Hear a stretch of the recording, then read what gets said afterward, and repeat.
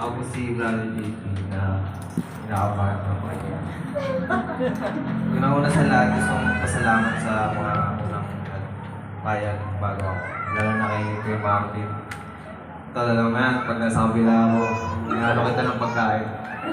Ayaw mo kaso, kuha ka lang pala ng sabaw. So yun nga, sa 1:19:30, sinabi na po natin sa ikahan na sinabi ni Jesus. Nang matanggap nga ni Jesus ang suka, ay sinabi niya, naganap na, at iniyukayok ang kanyang ulo, at nalagot ang kanyang hininga. Itong ika-6 na sa 7 salita na binanggit ni Jesus, nung siya'y nakapako sa krus, ay naitala sa aklat ni Juan, at ito ay sinasabi niya naganap na. Next slide. Naganap na.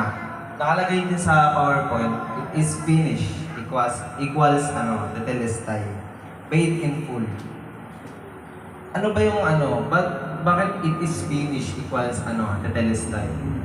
Yung tetelestai kasi, salitang Grego siya o Greek na ang ibig sabihin ay yan, yung paid in full. Pero bakit paid in full? Anong binayaran? Anong ibig sabihin nun? Ang binayaran is yung debt. Yung debt na yun is yun yung utang natin, yun yung mga kasalanang binayaran ni Jesus sa pamamagitan ng kanyang buhay. Binayaran niya sa mga kasalanan ng mga sangkatauhan. Jesus eliminated the debt owed by mankind, sin, the debt of sin. Ibinayad ni Jesus ang kanyang buhay upang tayo ay iligtas mula sa kasalanan. At mula sa putong iyon na sinambit niya ang ika-6 niyang salitang, it is finished. Malinis ang lahat ng kasalanan ng sangkatauhan. Simula nung sinabi niya, sa punto mismo na yon, nung sinabi niya na naganap na. At bilang pagtupad naman sa naganapin ang kalooban ng Ama, bago siya arestuhin ng mga sundalong Romano, nanalangin si Jesus sa kanyang huling pampublikong panalangin nung siya'y nakapako siya sa krus. Humiling siya sa Ama, sa Diyos Ama, na luwalhatiin siya. Kumbaga parang, nakalagay, glorify me. Kumbaga parang bigyan niya ako ng honor. Kumbaga parang yun na lang yung magagawa ng sangkatauhan na alalahanin siya sa kanyang ginawa bago siya mamatay. Nakalagay sa 1:17:4. Natapos humiling siya sa Ama na luwalhatiin siya, tulad ng pagluwalhati ni Jesus sa Ama sa lupa, na natapos ang gawain ibinigay mo sa akin na gawin. At itong yung sinabi ko ngayon, alalahanin niyo kasi itong sa mga susunod na na talata na babanggitin ko. Next slide. Is magkonektado siya sa sinabi ko kanina. Yung talata na Luke, na Romans at Corinthians. Yung mula sa Lucas is yung ang gawaing ipinadala kay Jesus ay ang hanapin at iligtas ang nawawala. Yung sa mga taga-Roma naman, upang magbigay ng pagbabayad sala para sa mga kasalanan ng lahat ng maniniwala sa Kanya. At yung sa Korinto naman, sa mga taga-Korinto, at upang ipagkasundo ang mga makasalanan tao sa isang banal na Diyos. Ang lahat ng ito ay mula sa Diyos na siyang nagpapakasundo sa atin sa Kanyang sarili sa pamamagitan ng Kristo at nagbigay sa amin ng ministeryo ng pakikipagsundo na ipinagkasundo ng Diyos ang sanlibutan sa Kanyang sarili kay Kristo na hindi binibilang ang mga kasalanan ng mga tao laban sa kanila at ipinagkatiwala niya sa amin ang mensahe ng pakikipagsundo. Nag-gets niyo yung talata na 3 na yun sa sinabi ko kanina. Magka-connected siya kasi yung 3 talata na yun, sinasabi doon na kumbaga parang gusto niya luwalhatiin siya ng mga tao. Gusto niyang i-glorify siya ng mga tao kasi yun yung yung hiling niya sa Ama. Tapos yun din yung hiling niya sa atin, hindi lang pala sa Ama. Kasi walang iba kundi ang Diyos sa katawan tao ang makakagawa ng ganong gawain. Sabi ni Jesus, it is finished. Kompleto rin ang katuparan ng lahat ng mga hula, simbolo at mga anino sa lumang tipan ng darating na Mesiyas. Mula sa Henesis hanggang Malakias, mayroong mahigit na 300 na specific prophecies na nagdedetalye sa pagdating ng tagapagligtas at ang lahat ay natupad ni Jesus. Sinabi sa Henesis, mula sa binhi na dudurog sa ulo ng ahas, hanggang sa naghihirap na lingkod ng Isaias 53, hanggang sa hula ng mensahero ng Panginoon na si Juan Bautista na maghahanda ng daan para sa Mesiyas. Lahat ng propesiya ng buhay, ministeryo at kamatayan ni Jesus ay natupad at natapos sa krus.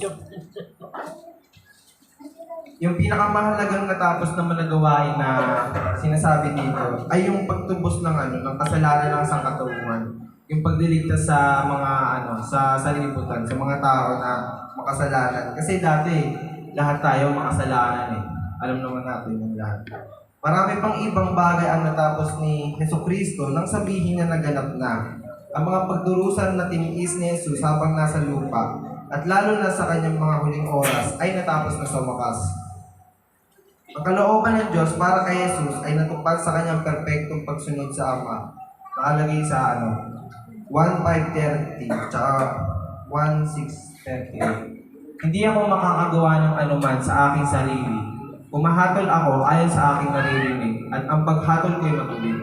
Sapagkat hindi ko pinaghahanap ang aking sariling kalooban, kundi ang kalooban niya ang nagsugo sa akin. At ang sa 1:6:38 naman is, sapagkat bumaba ako mula sa langit, hindi upang gawin ko ang aking sariling kalooban, kundi ang kalooban ng nagsugo sa akin. At sa mga taga-Efeso naman, sinabi, bukod dito ay taglayin ninyo ang kalasag ng pananampalataya na siyang ipapatay ninyo sa lahat ng nangagniningas na suligin ng masama.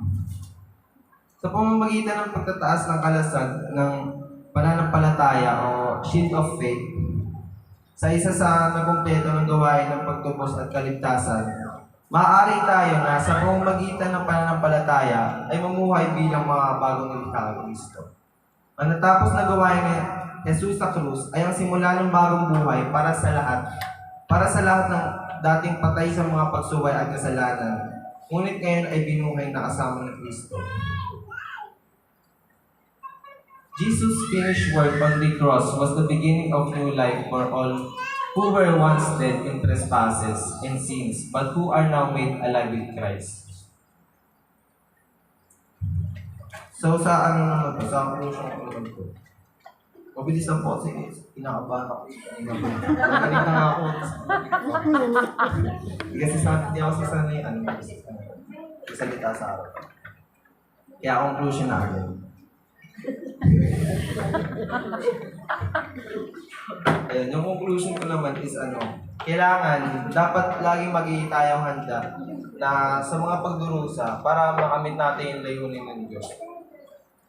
Paano ba natin makamit ang layunin ng Diyos sa paghahanda ng mga sa pagdurusa?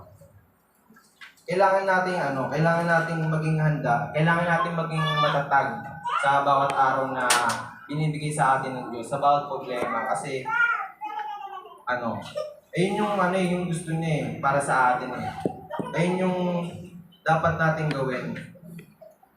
Kumbaga parang sa sanlibutan, sinasabi, hindi ka mananalo kung hindi ka pa natatalo, di ba sinasabi? Pero para sa akin naman, sarili ko, is pwede kang hindi matalo. Ito mo ba? Ito ako dun Pwede kang hindi matalo pero mananalo ka. Pero bakit? Ba't pwede kang hindi matalo? Sa pamamagitan niya kasi lagi nasa tabi sa atin si Jesus. Lagi niya tayong kasama. Dapat lagi nating iniisip na lagi natin siya kasama. Lagi tayong nananampalataya sa Kanya. Lagi tayong nagtitiwala sa kakayahan niya. Binibigay natin sa Kanya lahat. Kagaya ni Jesus, masasambit na din natin na sa wakas, tapos ko na, it is finished. Kailangan natin maging handa na magdusa para makamit ang layunin ng Diyos para sa ating buhay. Napapatuloy tayo maging sa tag-araw, tag-ulan, maging sa malakas na bagyo sa ating buhay. Hindi tayo sumusuko dahil lang sa nahihirapan. Dapat lamang nahanda tayo magdusa na kailangan para makumpleto ang plano ng Ama para sa ating buhay. Kapag natapos na ang ating buhay, nanaisin natin na magsabi na kasama natin si Apostol Pablo. Mula sa 2 Timothy 4:6 Sapagkat dumating na ang panahon ng pagpanaw ko sa buhay na ito, ako'y mistulang isang handog na binubuhos sa dambana. Pinagbuti ko ang aking pakikipaglaban. Natapos ko na ang lahat. Natapos ko na ang dapat kong takbuhin at nanatili akong tapat sa pananampalataya. Kaya naghihintay sa akin ang koronang gantimpala para sa mga namuhay ayon sa kalooban ng Diyos. Sa araw na iyon, ang Panginoon na siyang makatarungang hukom, ang siyang magpuputong sa akin ng korona. Hindi lamang sa akin, kundi sa lahat ng nananabig sa kanyang pagbubalik. At kasama natin si Jesus na sabihin ay it is finished. Natapos na. At tapos na. Kasama ko na siya. Ano na ito eh? Tapos na ito eh. Papaalam na ako sa iyo.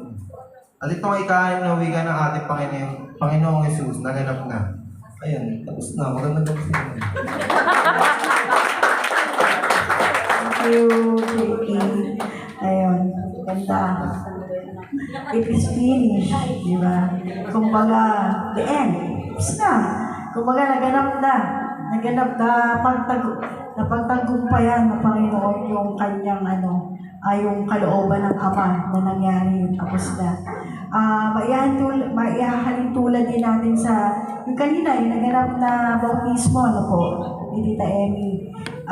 Chay ko po siya. Actually, chay ko si Tita Emmy, na when you say it's finished, nalubog ka na sa tubig ng bautismo, yung kasalanan mo, pag-ahon mo, erase na.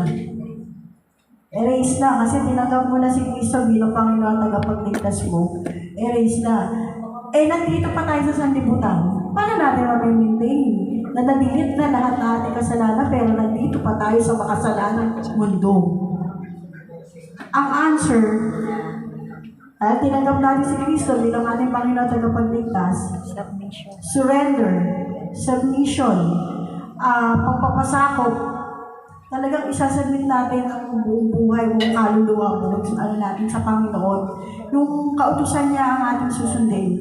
Lalakad na tayo ng Christ-likeness na maaaral natin yan as we go along sa pagiging Kristiyano natin, pag-aaral natin. Kasi ako hindi ko naman ito dati alam. Hindi ko rin naman ito alam. Talagang wala, clueless. Minsan nga, question ko pa yung mga nagpa-Bible study sa amin sa Sampaloc. Tayo na nasunugan kami. Sa Sampaloc kami tumira. Kinwestiyon ko pa yung parang sa amin sa Love Journey. Bakit po ba kailangan magka-bautismo? Membership po ba to? Diba? Sakit naman nun, diba? Kasi hindi ko alam. Hindi ko alam ano saan ba to?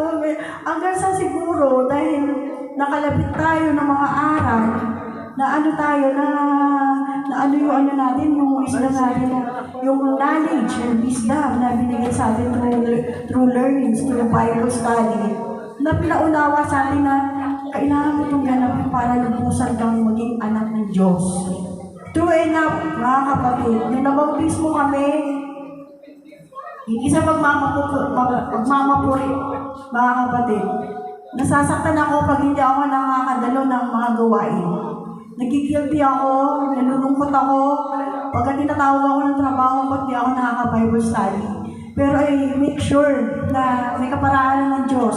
Habang nasa trabaho ko, papaalam ako sa mga staff ko, give me 1 hour. Lalabas ako, punta ako sa conference room namin, magbabible study ako, tapos babalik na ako. Naiintindihan nila, bait ng Lord, di ba? Na inaalaw niya na may mga ganong tao sa buhay ko na naiintindihan yung sitwasyon na kailangan mo mag-aral, kailangan mo mag-aral. Kasi yun po yung guiding rules ko sa buhay ko. Yun yung sinusunod ko na ayoko mawala sa aral kasi baka mapunta na naman ako sa kasalanan.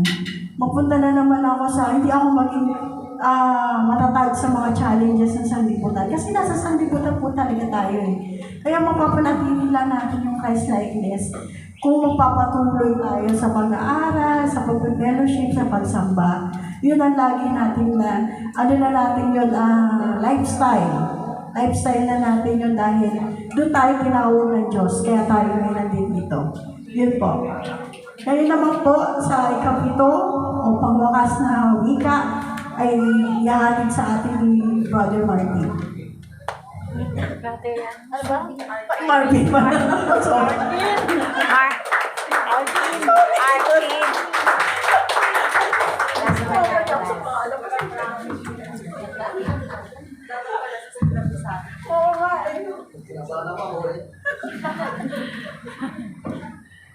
bababa dahil nangingibabaw po ako dito.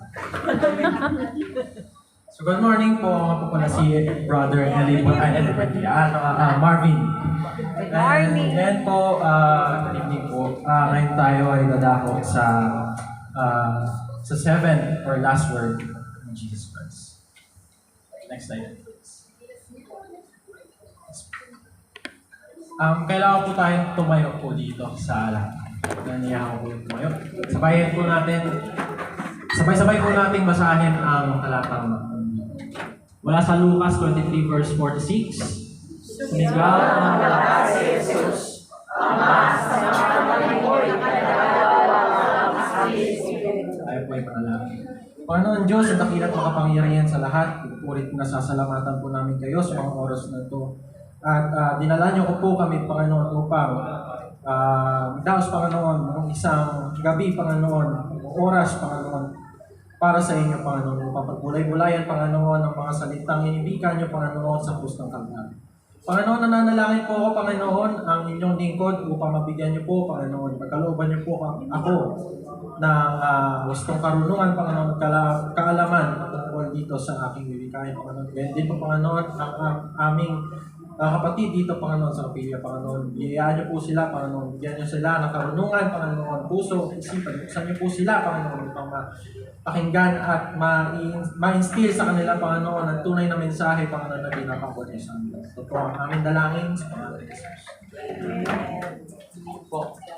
Good evening po sa atin. Magandang gabi po sa ating mga kapatid. Good evening. Tunay nga po na napakalamig dito sa ating kapilya. Tulad ng aking mga kasama kanina na lahat ng mga salita, ako rin po ay kinakabahan. Hindi lang dahil sa tulong ng ating lamig dito sa kapilya. Isa po akong tambay lang sa bahay, hindi ako masyado pala salita. Pero salamat po sa Panginoon na binayayaan tayo ng boses para mapakinggan ang ating mga kapatid. So, maraming salamat. Father, into your hands I commit my spirit. Matapos pinainom ng suka sa pamamagitan ng pagtusok nito sa sibat, sinigaw ni Jesus ang kanyang libig. Ito lamang ang tanda ng pagpapasakamay niya ng kanyang kaluluwa sa Ama. At ang natatanging hudyat na tunay nga na naganap na ang dapat na maging. Ang propesiyang nagdala sa atin papunta sa New Testament ay tuluyan na nag-shed light. Nagpakita na siya. Nakita na natin kung ano ba talaga ang pinapahayag ng ating mga propeta simula pa nung sa lumang tipan. And yun. So pag dadaling ko lang po ang aking ang knowledge na nakuha ko po sa eskwelahan. Ako po ay isang youth student. Tinuturuan kami kung paano magsalita sa harap ng maraming tao. Although, pangunahan ko na po kayo mga kapatid, ako po ay isang stutterer. Hindi po ako, kaya all throughout our discussion, pagpasensya nyo na po kasi medyo nangutal or natitigil. Pero sa kaloob ng Panginoon ng boses, ipapasalamat ko po. So, truth and fact, i-differentiate natin siya kung babagubulay-bulayan natin kung ang tunay na ang tunay na kahulugan nito. Next slide. Okay. So, ang difference between ng fact and truth. Fact, ito ay ang statement made with actual proof or evidence. So, ito yung intangible or intangible truth. So, ibig sabihin, nahahawakan. Either nahahawakan natin, nakikita, napifeel.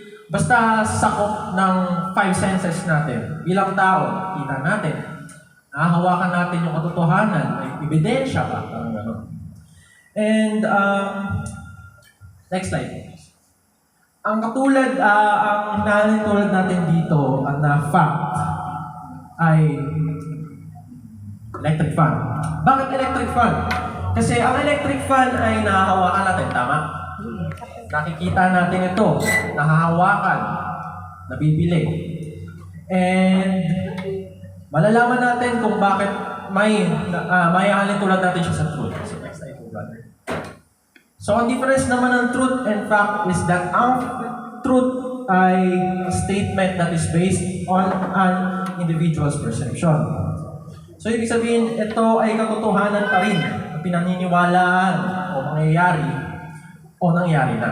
So, ito yung pinaniniwalaan ng katotohanan, kung ano yung naiisip natin ng katotohanan. So, another example of this is, next slide po, electric fan ulit. Bakit electric fan?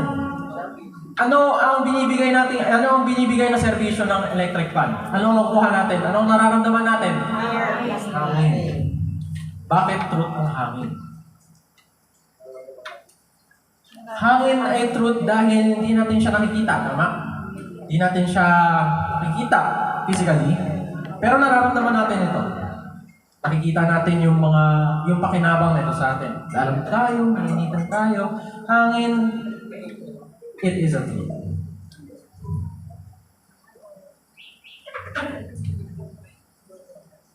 And for some instances po,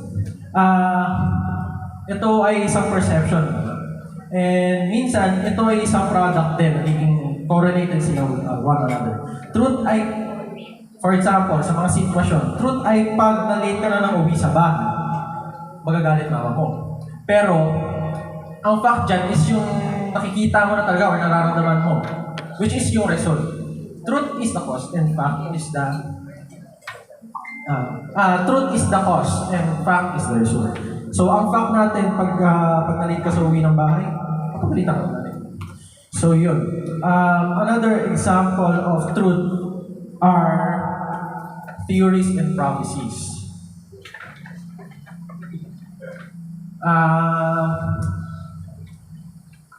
Truths and prophecies. Kasi dahil theories are truth dahil eventually magiging fact siya dahil may ebidensya. And ang prophecy ay katotohanan rin na nagaganap sa tamang binigay ng panahon. And truth and fact are actually correlated with one another. Bakit? Kasi pag tinranslate mo siya, literal kasi isa lang naman ang kahulugan yan sa Tagalog katotohanan. It's either nahawakan mo siya, sabi nga, intangible and intangible. So next slide please. Ang fact na pag-uusapan natin ngayon is, slide, Jesus did die on the cross. Jesus did die on the cross. A little fact lang, sa pagiging tao ng Jesus, syempre, physically, kailangan natin pag-usapan ito. Many believe Jesus mostly died due to blood loss and exhaustion and dehydration. Kasama yun. Dahil syempre, ikaw ba naman, napako, 6 hours. Nandun ka lang. Imagine mo yung nandun ako sa sitwasyon na yun. Ikaw yung nakapako. Miski nga pagbubuhat lang ng baso sa tubig ng tubig, papunta sa bahay nyo, hindi nyo na carry kasi yung malikot nyo, masasakit na. Imagine carrying that cross 2,000 kilometers or so, malayo na yun. And imagine din, mapapako ka, plus bilang tao, napakasakit na.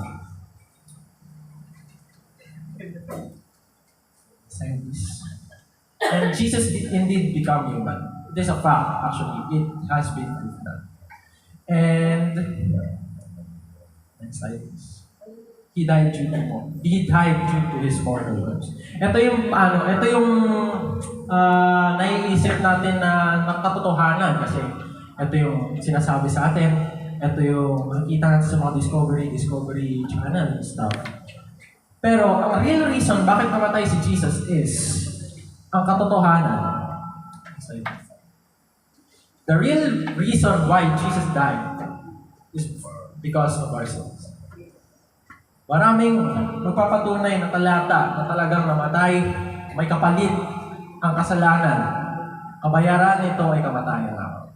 Ito ang katotohanan na bakit namatay si Jesus. The second one, He is the Son of God. Maraming talata din na nasasabi nito. Lalo na pinagdiin ito sa New Testament na dumating na nga si Jesus. Siya ay ang salita, siya ang katotohanan, siya ang buhay. Siya ay ang anak ng Diyos. The last one, He is the Messiah. He has been prophesied since mga panahon ng ating mga propeta noon pang Old Testament. Sa Isaiah, sa Book of Daniel, sa Psalms. Siya na yung minimension as a Messiah. Siya ang tagapagligtas. And he died for our sins. Our sins are not His sins. Kasi napakalinis niya eh. Napakalinis niyang tao. Wala siyang kasalanan. Ni isang pagsisinungaling, wala siyang sinabi. He's clean, white as snow. Pero dahil sa kasalanan natin, siya ang napakos. Dahil, bakit? Because of love. He laid His life down for us. Love is the product of both truth and fact. We can feel love. We can see love, tama? We can give love. Yes. But love cannot be given easily. But our Father did. Jesus did also. Jesus laid His life down for us. Enough na yun para makita natin kung paano talaga tayo minahal ng Diyos. Tama? Amen. He laid His life down for us even though tayo naman talaga makaratay doon sa krus. And we must take note of that. It's like, He shed light for us so that we can see the path out of darkness. Siya ang light sa dilim. Alam niyo kantang Liwanag sa dilim. Siya ang ilaw na nag-aalis sa atin sa dilim wherein hindi tayo talaga makakita at all without guidance. So, salamat sa Diyos. Naghanda ako ng 3 pointers na para maintindihan niyo kung bakit kailangan ito. Ay, bago po muna po tayo doon, explain ko lang na-prophesize to. Hindi natin siya makikita dyan. Pero ang nakasalita dyan is, ngunit dahil sa ating mga kasalanan, kaya siya nasugatan. Siya ay binugbog dahil sa ating kasamaan. Tayo ay gumaling dahil sa pahirap na dinanas niya at ang mga kampas na kanyang tinanggap. Dahil sa mga wounds na natamo niya, tayo ay nalinis. Tayo ay gumaling sa sakit na pinakamaduming sakit sa kasalanan. So, naghanda po ako ng 3 pointers. Mamadaliin ko po kasi medyo malamig na dito. Naghanda po ako ng 3 pointers. Hindi po masyado maayos projection of point. Pero ang nakalagay po dyan is, number 1, trust, care, and love. Bakit nga ba ito yung pinaka-main highlight ng salita na to? Bakit? Next slide po, please. Ang unang pagbubulay-bulayan nating word is the concept of trust, or tiwala in Tagalog. Sabi nga po sa Proverbs 3 verse 5 to 6, sino po pwede mo ba siya? Pahanap na lang po ang Proverbs 3 verse 5 to 6 po. Hindi ko po talaga siya nilagay yung Tagalog po para somehow maging interactive po. Proverbs 3 verse 5 to 6 po. Maniwala ka sa Panginoon ng buong puso mo at huwag kang manalig sa iyong sariling kaunawaan. Ilalangin mo siya sa lahat ng iyong mga lakad at ang kanyang ituturo ang iyong mga landas. Itiwala, tiwala. Trust in the Lord with all your heart, not all. Trust in the Lord. Ito yung pinag-uusapan nating first point dahil at the first place, bakit nga ba talaga ginawa ni Jesus tong pasakit na to? Para lang ba sa kanyang sarili? O para lang sa Ama? O para sa ating lahat? God orchestrated this stuff para paniwalaan natin siya. Ang mga proseso niya, ang will niya. Kaya isa pa, sa isang talata pa dito, mula sa John sa 1:4 verse 34. Sinabi sa kanila ni Jesus, ang pagkain ko ay ang aking gawin, ang kalooban ng sa akin ay nagsugo at tapusin ang kanyang gawa. See? Lord Jesus Christ trusted our God the Father. And we are being taught to be Christ-like. Another testimony lang po, napakahirap. Aminin po natin sa hindi, napakahirap po magbigay ng tiwala. Tama. Napakahirap, sobrang hirap. Kahit ilang taon natin silang kilala, pertaining to one person. Napakahirap magbigay ng tiwala. Madali magmahal, pero mahirap magbigay ng tiwala. Ang tiwala kasi hindi nabibigay yan. Ibigay lang, okay, sige, go. Sa'yo na yan. Ang tiwala kasi ina-earn yan eh, di ba? Ina-earn yan. When that person is trustworthy, we give that stuff to them. The Lord trust our Father. Another testimony lang sa akin about sa akin. No? From my personal experience, ako po ay isang mapagdudang tao. Ako po ay isang tao judgmental. More like may trust issues. Mga trust issues po, minsan tayo, mga kapatid, no, aminin natin sa hindi, may mga trust issues tayo minsan. And siguro it depends siguro sa mga sitwasyon na puput natin yung sarili natin. And, sometimes we don't trust other people. And sobrang daming problema, may instances na hindi natin napapakita ang tiwala natin sa Panginoon. Malungkot na katotohanan. Sometimes kasi siguro naman galing tayo lahat dito sa point na ito na napakababa ng sitwasyon. Sobrang baba, down ka. Kasi sa mga sitwasyon, allow me to share this one testimony. It's from my family. I used to think I used to ask something up in the air, like, bakit mo ako pinabayaan, Lord? Bakit ganito yung mga binibigay mo sa akin? Napakalaking problema, sobrang laki para i-handle ng isang bata. Because I was not very, very open-minded patungkol dito sa salita pa noon. Kasi nakakabata ko, that was siguro 6 years ago.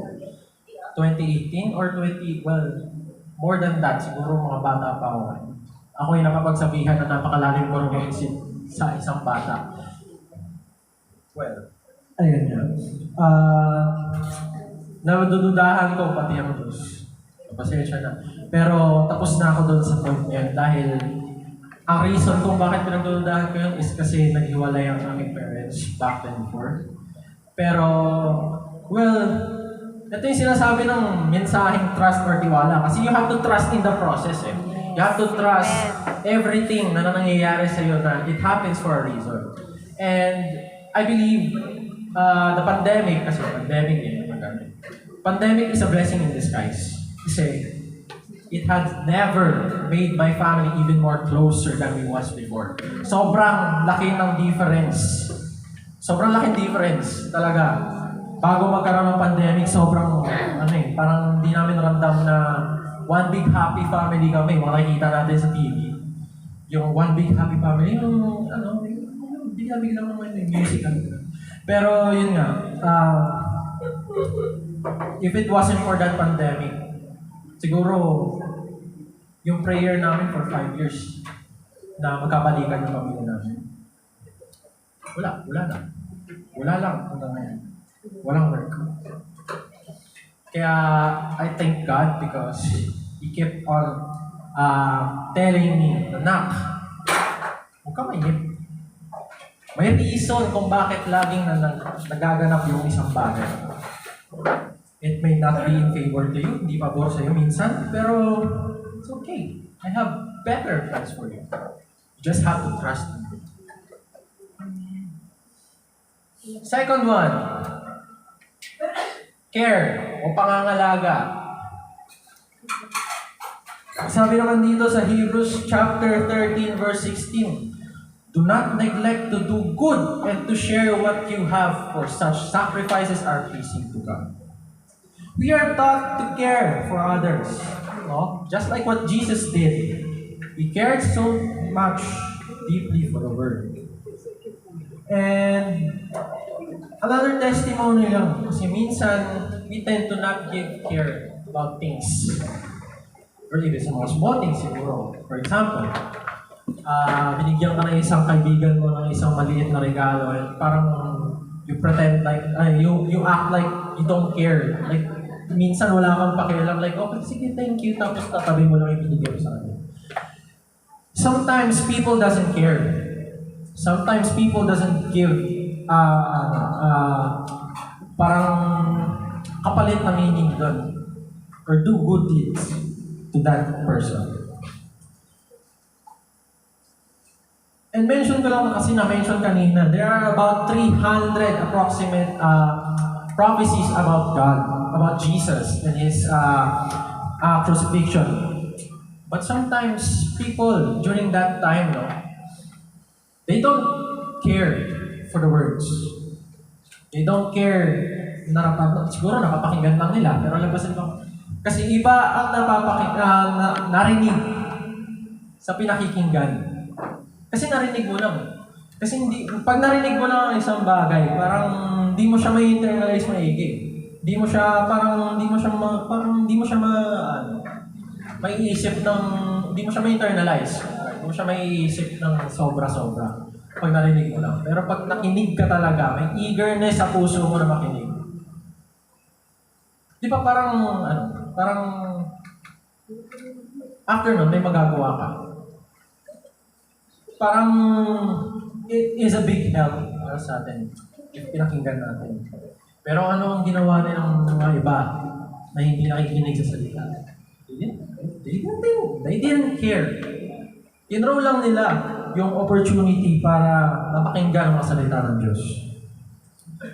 Pero kasi we are not to be like those people na labas sa kabilang narinig, labas sa kabilang tenga. No, we are being taught to be Christ-like.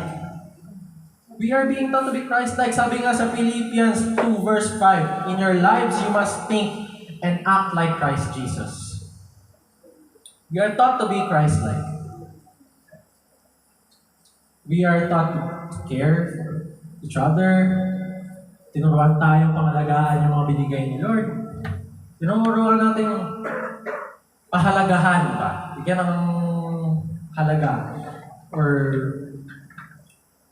simply care for that thing, certain stuff. The Lord cared so much for us na binigyan tayo ng libreng kaloob, buhay na walang hanggan through Jesus. Sabi nga sa Romans 6 verse 23, for the wages of sin is death. But the gift of God is eternal life in Christ Jesus our Lord. In our terms, siguro, hindi kayo magbibigay ng isang regalo sa isang tao kung hindi mo, o wala kang pakialam sa kanya, di ba? Hindi mo mabibigyan ng isang, siguro, kahit isang maliit na bagay na regalo, yung isang tao na hindi mo naman talaga pinapahalagahan. Or hindi mo siya binibigyan ng care. Hindi ka nag-care sa kanya. Pero the Lord, Almighty God, our Father, so cared for us na binigay sa atin yung anak niya para magsalba or maglinis ng ating mga kasalanan. Isn't that great? Because of trust, we care. A third one. Ito ang magkukonklud sa atin lahat because apart from those 2 pointers na binigay ko sa inyo, ang pinaka-reason kung bakit niya ginawa dito is because of love. It's because of love that projecto into something beautiful. It bloomed flowers. Namunga ito. Nabigyan tayo ng regalo, which is yung buhay na walang hanggan. Nabigyan tayo ng Holy Spirit para gamitin sa kaluwalhatian niya. It's because of love. Everything is possible. Sabi nga doon sa slide, no, love is greatest. God so loved the world that He gave His Son for us. Sabi nga sa John 4:16. God so loved the world that He gave His only begotten Son, that whoever believes in Him shall not perish, but have everlasting life. And through love, we are saved.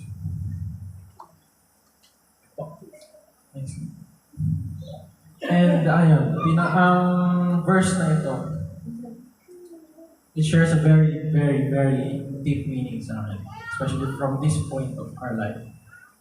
And now these three remain: faith, hope, and love. But the greatest of these is love. Bakit love? Because if walang love ang ating Panginoon sa atin, nananatili tayong patay sa Kanya. Itim lahat ng nasa paligid natin. Walang magandang nakikita sa buhay natin, parang kasalanan lang. Kaya, if it wasn't for love, we are nothing. Let me tell you, the cross that we see right here is not just a cross, but it symbolizes a very, very, very significant thing. It is a symbol of love. The cross is a symbol of love. Bakit? Kasi dyan napako ang ating Panginoon eh. If walang napako dyan, or ordinaryong tao lang napako, does it hold a significant meaning sa atin? Wala. Mananatili bang makabuluhan ang pagtanggal ng kasalanan kung ordinaryong tao lang ang nakandyan? Wala. Pero, dahil nagmahal ang ating Panginoon sa atin from the start, even though we are considered pinakamakasalanan, pinakamaruming creature sa balat ng lupa, along the world is sinful itself. But, if it wasn't for His love, ano ang meaning niya?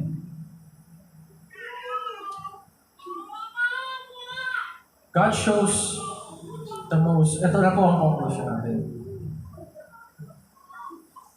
God shows the most incomparable form of love for us sinners. Through the holes in Jesus' flesh, we are now saved. The promise have been fulfilled and victory against darkness is ours. Wala nang kapangyarihan ng kadiliman sa atin, mga kapatid. Amen? Amen! Kaya maraming salamat po sa Panginoon. Dahil binigyan tayo ng biblical law of witness, ito ang buhay na walang hanggan para sa atin. Yun. And the real question is, are you willing to trust Him with your life? Yes. Handa ka bang magtiwala sa Kanya?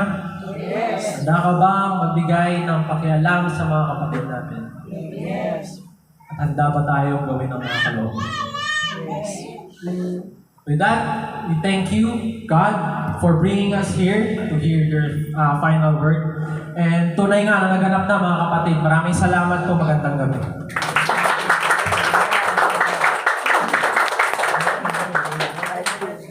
Thank you to our team.